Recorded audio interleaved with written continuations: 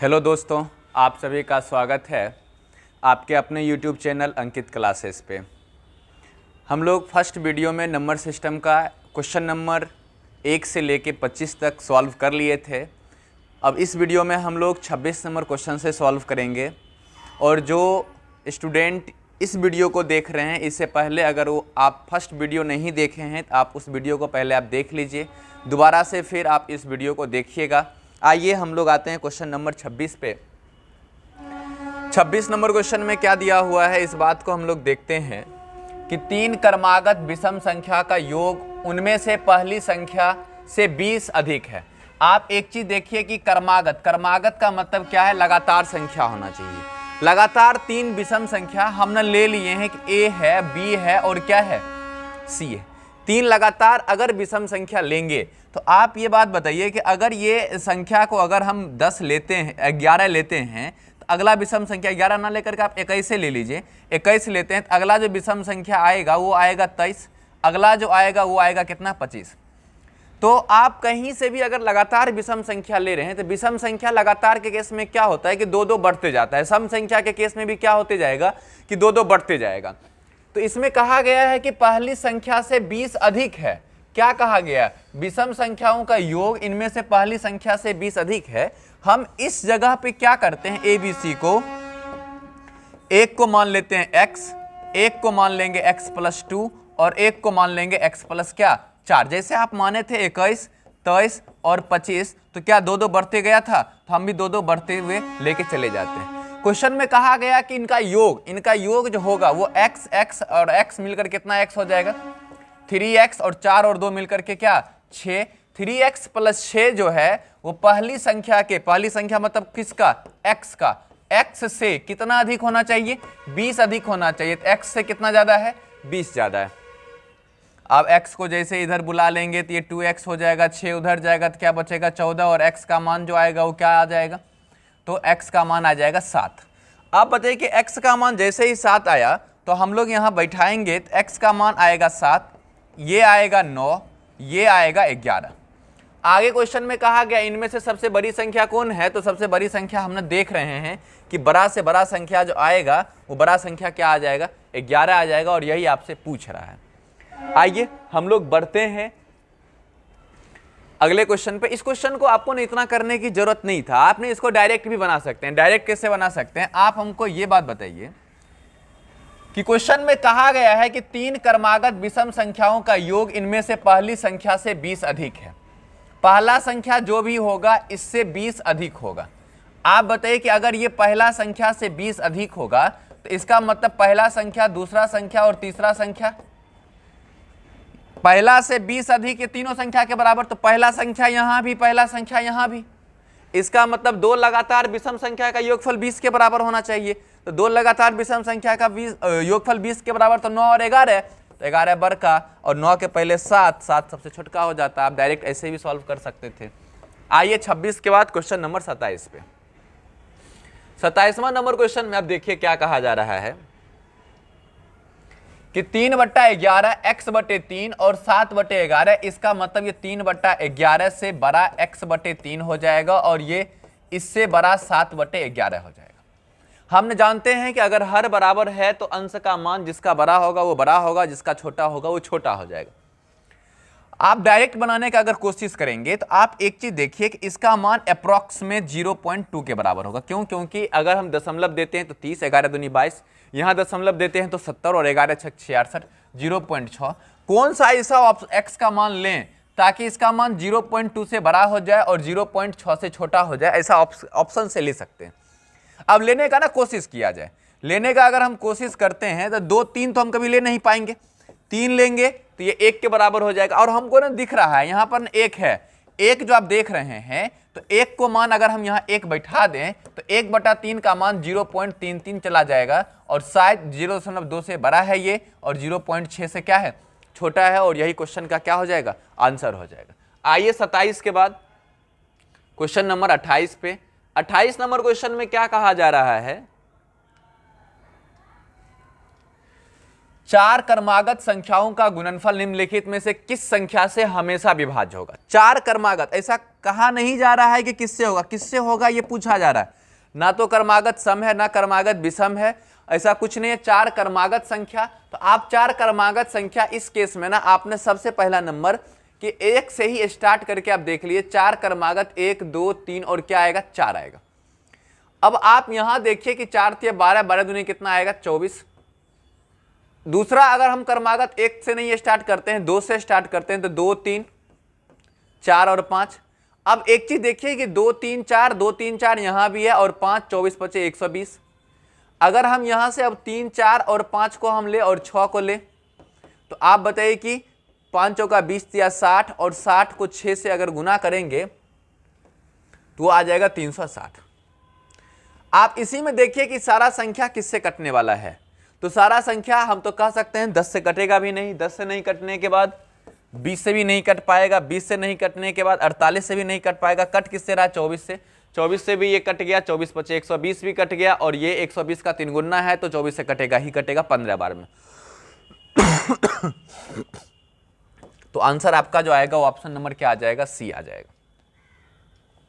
आइए 28 के बाद क्वेश्चन नंबर 29।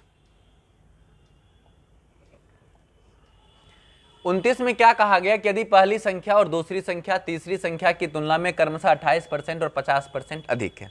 देखिए यहां ना 3 बात आता है, हम किसी से भी तुलना करते हैं तो उस केस में उसको हम परसेंटेज में हमेशा और हमेशा 100 मानते हैं।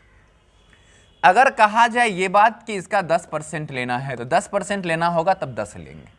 कहा जाएगा ये कि 10% अधिक लेना है, अगर 10% अधिक लेने के बारे में कहेगा तो ये 110 हो जाएगा। अगर कहा जाएगा कि 10% कम लेना है तो 10% अगर कम लेने के बारे में कहा जाएगा तब 90 लेंगे। क्वेश्चन में कहा गया 28% और 50% अधिक है, तो जिससे तुलना करने के लिए कहा जाएगा उसको हम हमेशा 100 मानेंगे। तो पहला, दूसरा और तीसरा तुलना हमेशा 100 से ही लेंगे। और पहली संख्या और दूसरी संख्या, पहली 28% अधिक है तो पहला 128% हो जाएगा, दूसरा 50 अधिक है तो दूसरा 150 हो जाएगा। और कह रहा है कि पहली और दूसरे के बीच अनुपात क्या है, आपसे पूछा जा रहा है सिर्फ इस दोनों के बारे में। तो इस दोनों के बारे में तो हम लोग बता भी सकते हैं। आप ये बताते इस दोनों के बारे में अगर हम बताएंगे तो कटेगा कुछ, तो आपको पता है कि ये कटेगा 64 और ये कटेगा 75। और कुछ कटने वाला है और तो हमको कुछ लग नहीं रहा है। 64 तो और 75 के बीच कटने वाला कुछ नहीं है। पहली और दूसरी संख्या के बीच अनुपात ज्ञात कीजिए, पहली संख्या दूसरी संख्या तीसरी। सही है, आपका आंसर यही आ जाएगा 64 और कितना 75। आइए हम लोग बढ़ते हैं अगले क्वेश्चन। ऑप्शन में तो नहीं है लेकिन आंसर 64 और 75 ही होगा। क्वेश्चन नंबर 29 के बाद 30वां नंबर पर देखिए। 30वां नंबर क्वेश्चन में क्या कहा जा रहा है कि 3 क्रमागत विषम पूर्णांक से पहले का 3 गुना तीसरे के 2 गुना से 3 अधिक है, तो तीसरा पूर्णांक क्या होगा, ये आपसे पूछा जा रहा है। कहा गया 3 क्रमागत विषम पूर्णांक, तो आपको पता है 3 क्रमागत पहला, दूसरा और तीसरा। विषम पूर्णांक के केस में हम लोग क्या क्या लेंगे इस बात को आप समझिए। विषम पूर्णांक के केस में पहला जो लेंगे, पहला लेंगे अगर x, तो अगला जो आएगा वो आ जाएगा x + 2 और फिर अगला जो आएगा वो आएगा x + कितना 4। कह रहा है कि पहले का 3 गुना, पहले का 3 गुना, तो पहले का 3 गुना कितना 3x।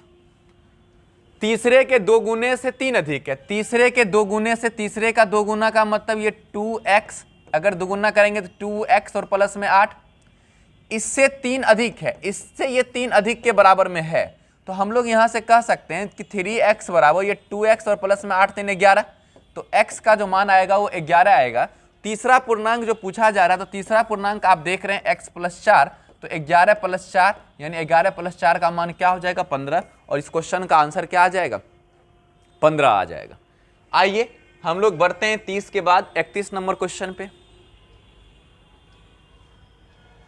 31 नंबर क्वेश्चन ना वही है, वही 30 2 बार लिखा गया है। Question number 31। 31 नंबर क्वेश्चन में क्या कहा जा रहा है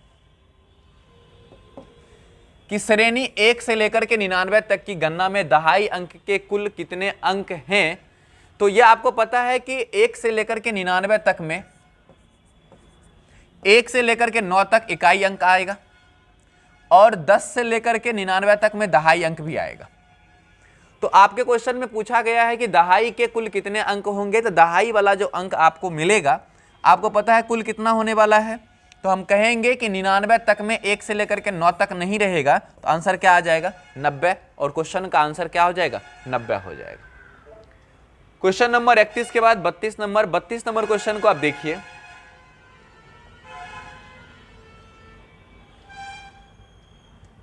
कहते हैं श्रृंखला 12 13 नहीं 12 नहीं 12 के बाद 19 के बाद 26 के बाद 33 डॉट डॉट में 10वीं संख्या क्या होगी, ये आपसे पूछा जा रहा है। आप ये एपीजीपी का क्वेश्चन है, आप यहां से एक चीज देखिए, अगर फॉर्मूला याद है तो आप तुरंत निकाल सकते हैं।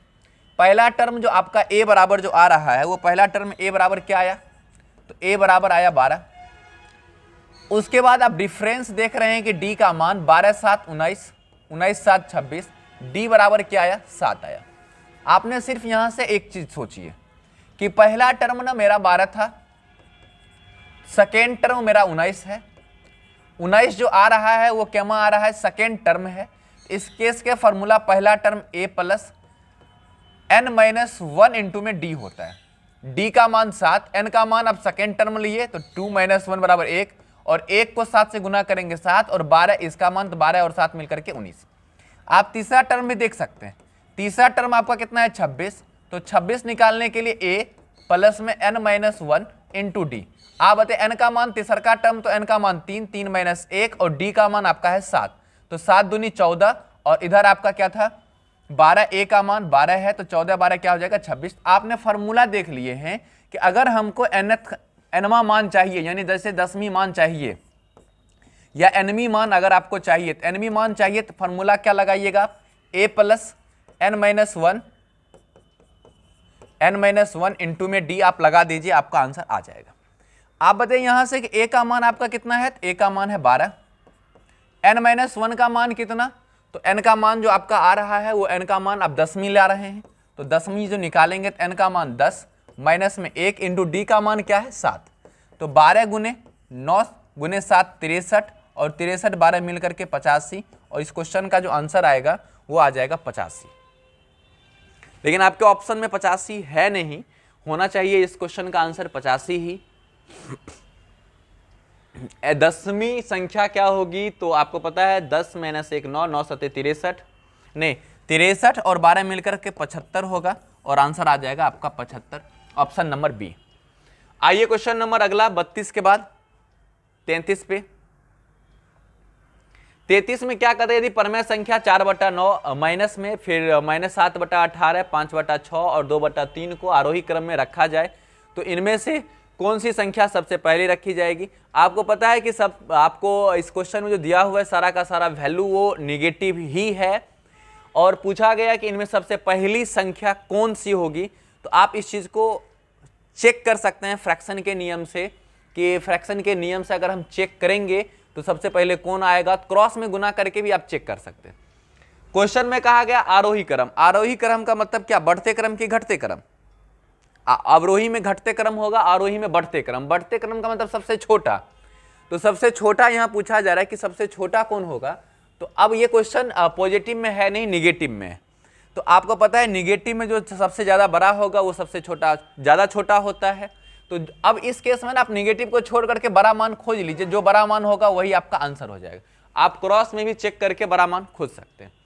आइए आप 33 के बाद अगला क्वेश्चन 34 नंबर पे। अभी 34 नंबर क्वेश्चन मैंने आपको वो योगफल थे n का मान निकालने के लिए जो हम बताए थे, तो इस क्वेश्चन में ये कहा गया है कि कितने पदों का योग जो है ना वो 952 होगा। तो हम लोग जानते हैं कि सम के केस में, एपी के केस में जब हम सम के बारे में जाएंगे तो वो n/2 और इंटू में 2a प्लस n-1 इंटू में d होता है। तो आप यहां से ये बात बताइए कि टोटल मान 900 कितना है 52, बराबर n का मान तो पता नहीं, n का मान नहीं पता, बटे में कितना 2, और यहां से 2a का मान आपका 7, तो 2 गुने कितना आएगा 7, plus n-1 into D, D का भी मान कितना है 7 ही है, तो ये हो जाएगा 7n माइनस में 7। आप ये बात बताइए यहां से कि क्या हम इस बात को 952 और इंटू में 2 लिख सकते हैं, फिर n, और ये जो आएगा ये 14, और एक काम कीजिए 14 में से 7 चला जाएगा तो 7 और प्लस में 7n हो जाएगा। तो अब ये n को हम जो गुना करेंगे 7 से, तो क्या हम इस n को 7 से गुना करेंगे तो 7n प्लस में 7n का स्क्वायर हो जाएगा। या फिर आप एक काम और यहाँ से कर सकते हैं कि 7 को आप कॉमन ले लीजिए, तो n प्लस क्या हो जाएगा n का स्क्वायर, और इधर 952 और इंटू में 2 होगा, 7 से इसको काटेंगे तो ये कटेगा 7 एकम 7, 7 के बाद बचा 2 और 5 25, 7 तिया 21, 4 और 2 42, 7 छक 42, 136 और गुना में क्या है 2 है, इसका मतलब 272 है। कौन ऐसा ऑप्शन ले n का मान कि उसके स्क्वायर में n जोड़ने पर 272 हो जाए। तो आप जानते हैं कि अगर हम यहां से बाय ऑप्शन जाएंगे तो बाय ऑप्शन जैसे ही जाएंगे तो n का मान जो लेंगे वो 16 लेंगे, n का मान 16 लेंगे तो 16 प्लस 16 का स्क्वायर यानी 16 प्लस 16 का स्क्वायर 256 बराबर आ जाएगा 272, और ये n का मान जो आएगा वो क्या आ जाएगा 16 आ जाएगा। आइए 34 के बाद हम लोग बढ़ते हैं 35 नंबर पे।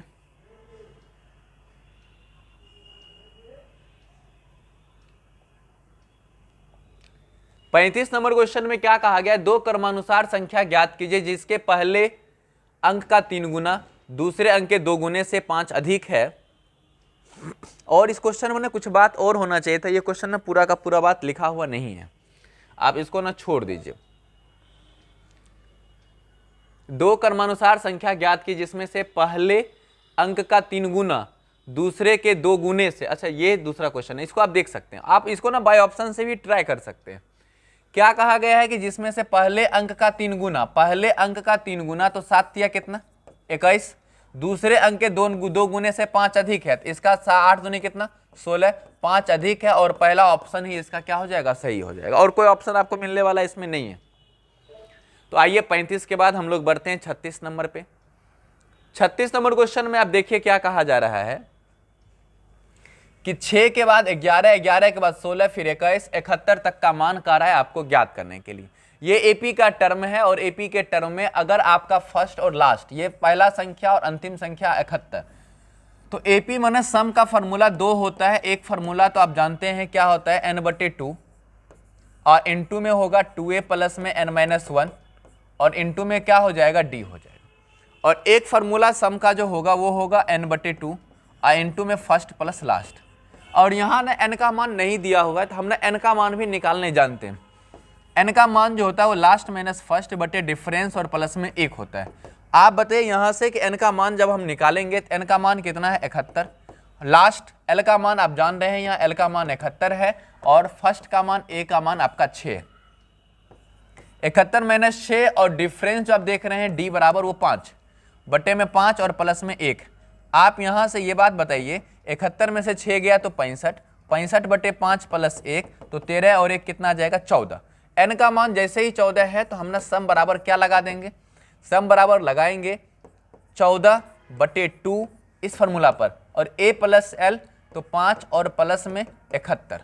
आप बताइए कटेगा तो 7 आएगा, 7 गुने 76, और इतना काम आप घर में कर सकते हैं। बढ़ते हैं अगले क्वेश्चन की तरफ। 36 के बाद आपका अगला क्वेश्चन जो है वो है 37 नंबर। 37 नंबर क्वेश्चन में क्या दिया हुआ है कि 11, 17, 21 ... एक समानांतर श्रेणी में है तो 12वां पद क्या होगा। अभी आप कुछ देर पहले ही देखे थे कि 12वां पद जो है हम यहां से भी ज्ञात कर सकते हैं। आपको पता है कि एक समानांतर श्रेणी में है तो ये जो बढ़ा, ये बढ़ा कितना 6, और ये कितना बढ़ गया 4। नहीं, ये तो 4 नहीं होना चाहिए, 21 तो होना नहीं चाहिए, या तो यहाँ पे 16 होना चाहिए, तब ये 5 बढ़ेगा और ये भी 5 बढ़ेगा। अगर ये 5 5 बढ़ रहा है 12वां पद, आपको पता है nवां पद जो हम लोग निकाले थे, तो nवां पद निकालने के लिए a और प्लस में n-1 और इंटू में d लगाए थे। a का मान 11 और प्लस n का मान 12वां पद है तो 12 -1 और इंटू में d का मान 5, तो ये जो घटेगा ये 11 और गुने में 5, इधर से 55 आएगा और इधर से 11, तो 11 और 55 और 11 मिलकर कितना हो जाएगा 66। लेकिन आपके ऑप्शन में 66 नहीं है, तो दो बात हो सकता है, पहला बात तो ये नहीं हो रहा है, तो उस केस में हम ना, अगर ये 11 के बाद वहां 17 है तो 17 के बाद अगर ये 23 होता तब भी बात बन सकता था। आप बताए, अब जो मेरा डी का जो मान हो रहा है और डी का मान 6 हो रहा है, तो डी का मान जब 6 होगा तो अब जो मेरा 12वां पद आएगा तो 12वां पद क्या आएगा, ए का मान 11 और प्लस 12 माइनस ए का इंटू डी का मान 6, तो 11 गुने 6, 11 गुने 6 66 और प्लस में 11, यानी आंसर क्या आ जाएगा 77 जो ऑप्शन में है। तो यहाँ पर जो है वो 7 तो सही है, यहाँ पर क्या होना चाहिए था 3 होना चाहिए, यानी आंसर वो बदल दीजिए 23 बदलिएगा तब आपका आंसर आ जाएगा। तो 37 के बाद अगला क्वेश्चन आपका 38 नंबर, कहा गया कौन सी संख्या अभाज्य है। तो आप एक चीज थोड़ा सा गौर कीजिएगा, अभाज्य संख्या को खोजने के लिए अभाज्य संख्या वैसे आप जिस विधि से भी खोजते हैं आप खोज सकते हैं, किसी से भाग लगता है कि नहीं लगता, अगर वो सब आप ट्राई करते हैं तो कर लीजिए, नहीं तो एक काम आप कर सकते हैं। अभाज्य संख्या के बारे में आप जानते हैं 2 होता है, 2 के बाद 3, 3 के बाद आप 5, 5 के बाद 7, 7 के बाद 11, 11 के बाद 13, 13 के बाद 17, 17 के बाद 19, 19 के बाद 23, 23 के बाद होता है 29। यहीं से एक चीज थोड़ा सा गौर करना है, अभाज्य संख्या के बारे में आप जानते हैं कि वैसी प्राकृतिक संख्या जो एक और स्वयं से लगे और उसका गुणनखंड भी 2 होना चाहिए तो वो अभाज्य संख्या होगा। 2, 3 को छोड़ दिया जाए, ये 2, 3 भी अभाज्य संख्या, इसके अलावा जितना भी अभाज्य संख्या है उसमें एक कंडीशन ये है कि सारा का सारा 6 के मल्टीपल में होगा, उसमें से एक जोड़ करके अभाज्य संख्या होगा, नहीं तो एक घटा करके होगा। जैसे 6 है तो 1 से गुना करेंगे 6 को, तो 6 को 1 से गुना करेंगे 6, 6 में 1 जाएगा तो आएगा 5, 6 में 1 जाएगा तो 1 जोड़ देंगे तो 7, यहाँ आएंगे तो 6 दूनी 12, 12 में 1 कमेगा तो 11 और 12 में 1 जोड़ेंगे तो 13, 6 गुने 3 18, 18 में 1 कमेगा तो 17, 18 में 1 जुटेगा तो 19, 6 गुने 4, 6 गुने 4 करेंगे तो 24, 24 में 1 घटेगा तो 23, लेकिन 24 में 1 जुटेगा तो 25। कंडीशन ये है कि अगर सब जगह हो जाता तो हम 100% रूल ये लगा देते। कुछ जगह क्या होता है कि प्लस माइनस के केस में नहीं मिलता है, लेकिन 97 जितना भी अभाज्य संख्या इसके बाद मिलेगा उस सारा का सारा इसी पर काम करेगा, लेकिन सारा ये नियम अभाज्य संख्या नहीं ला पाता है, कहीं कहीं नहीं मिलेगा। आपने इस चीज को चेक कर लीजिएगा। वैसे हमको कुछ चीज तो लग रहा है कि होगा ही नहीं, उसको हम चेक करके आपको हम बता भी दे रहे हैं। सबसे पहले नंबर तो ये कभी नहीं हो सकता है, क्यों नहीं हो सकता है, क्योंकि 3 से कट जाता है, ये 7 दून 9, 3 से कटेगा, 3 से ये भी कटेगा, 4 3 7 दून 9, ये भी कट जाएगा 3 से, तो ये दोनों तो हो नहीं रहा है। अब ये दोनों में से ही कोई ना कोई होगा, तो ये दोनों में से कोई ना कोई होगा, तो हम उस नियम से हिसाब से 6 से भाग लगा करके देख लेते हैं। 6 से भाग लगाने पर या तो शेष 5 बचना चाहिए, नहीं तो 1 बचना चाहिए। अगर हम 263 में 6 से भाग लगा दें तो 6 चौका 24, ये आएगा 2 और 3, 6 3 18, शेष 5। इसको भी आप देख लीजिए 253। आप ये बात बताइए कि 6 चौका 24, 1 और 3, अब ये 6 दूनी 12, दोनों में बच रहा है, एगो में 1 बच गया, एगो में 3 बच गया। अब आपको चेक करना पड़ेगा कि दोनों में से कोई संख्या तो ऐसा तो नहीं है किसी से कट रहा है। इसके अलावा आप चेक कर लीजिएगा इसको घर में, दोनों में से कौन अभाज्य संख्या, क्योंकि ये दोनों पर तो दोनों हो रहा है, दोनों में से एक होगा और एक होगा नहीं। तो आप इस चीज को घर में खुद से भी चेक कर सकते हैं। वैसे मेरे हिसाब से ये 11 से पूरे कट जाएगा, क्योंकि 3 2 5 और 5 में से 5 खत्म, 0, ये नहीं हो सकता, 11 से कट रहा है और ये आपका अभाज्य संख्या हो जाएगा। 38 के बाद 39 नंबर। 39 नंबर में क्या कहा गया, 2 अंकों की सबसे बड़ी अभाज्य संख्या ज्ञात कीजिए। तो 2 अंकों की सबसे बड़ी अभाज्य संख्या, आप यहां से देखिए कि 2 अंकों का सबसे बड़ा संख्या, इस हिसाब से अगर देखा जाए तो 2 अंकों की सबसे बड़ा अभाज्य संख्या क्या होना चाहिए, क्या ये हो पाएगा? और यही 2 अंकों की अभाज्य संख्या सबसे बड़ा है 97। आइए 39 के बाद 40। सबसे छोटी अभाज्य संख्या 0 को छोड़कर किसी भी पूर्ण संख्या का गुणनफल का क्या होगा? तो आपको पता है कि 0 को छोड़कर किसी भी पूर्ण संख्या के गुणनफल का क्या होगा। तो आपको पता है कि किसी भी पूर्ण संख्या का गुणनफल करेंगे और सबसे छोटा अभाज्य संख्या जो मेरा है, तो सबसे छोटा अभाज्य संख्या तो 2 है, और 2 को आप किसी भी संख्या से अगर गुना कर देंगे तो वो हमेशा और हमेशा एक सम संख्या लाएगा ही लाएगा। अब ऑप्शन में देख लेना है कि कौन सा ऑप्शन में सम संख्या, हमेशा एक सम संख्या होगा, तो ऑप्शन हमेशा क्या हो जाएगा, ऑप्शन नंबर क्या होगा, सी। विषम संख्या तो आएगा ही नहीं, यहाँ कुछ और होना चाहिए, शून्य तो होगा ही नहीं, हमेशा और हमेशा क्या लाएगा, सम संख्या ही लाएगा। तो 40 के बाद हम लोग बढ़ते हैं अगले क्वेश्चन पे, क्वेश्चन नंबर 41। 50 और 80 के बीच की अभाज्य संख्या का योग पता कीजिए। तो अभाज्य संख्या का योग निकालने के लिए आप कुछ ज़्यादा नहीं कर सकते हैं, आप सब अभाज्य संख्या को लिख लीजिए और सबको क्या कीजिए, आप जोड़ लीजिए। अगला 41 के बाद क्वेश्चन नंबर 42, जोड़ा सह अभाज्य संख्या क्या है? तो आप ये भी निकाल सकते हैं, जोड़ा सह अभाज्य संख्या कौन सा होगा। 42 के बाद 43 नंबर में पहली 200 विषम प्राकृतिक संख्या में कितनी अभाज्य संख्या है? तो आप 1 से लेकर के 200 तक नहीं, 200 विषम प्राकृतिक संख्या में कितनी अभाज्य संख्या है, ये भी आप खोज लीजिएगा। 43 के बाद 44, 1 से 100 तक की गिनती में अंक 5 कितनी बार आता है? तो अंक 5 कितनी बार आता है? तो आपको पता है 1 से लेकर के 10 तक हम लोग जाएंगे। तो 1 से लेकर के 10 तक में क्या बार आएगा? 5 पर आएगा, एक बार आएगा। 11 से लेकर के 20 में भी क्या बार आएगा? एक बार। 15 पर आएगा।